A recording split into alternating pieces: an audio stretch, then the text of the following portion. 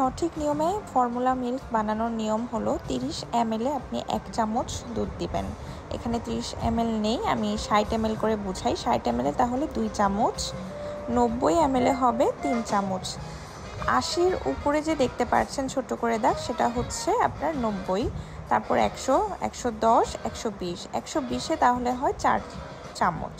আর যদি আউন্স বুঝতে চান তাহলে 30 ml 1 আউন্স, আর 1 আউন্সে অলওয়েজ 1 চামচ। যেমন 30 ml 1 চামচ, এভাবে করে 4 আউন্সে 4 চামচ। যত করে বাড়বে তত করে মানে চামচও বাড়বে। ওকে, আমি প্রথমে একদম কুসুম গরম পানি নিয়ে নিচ্ছি 120 ml মানে 4 আউন্সে।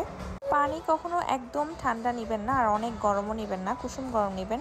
আর অলওয়েজ ফর্মুলা মিল্কটাকে সমানভাবে 1 চামচ করে নেবেন, যেন বেশিও না হয় কম না হয়, তাহলে এতে করে বাবুর সমস্যা হয়। তারপর আমি এভাবে করে 1 চামচ করে টোটাল 4 চামচ দিয়ে দিব, যেহেতু আমি 4 আউন্স মানে 120 ml নিয়েছি।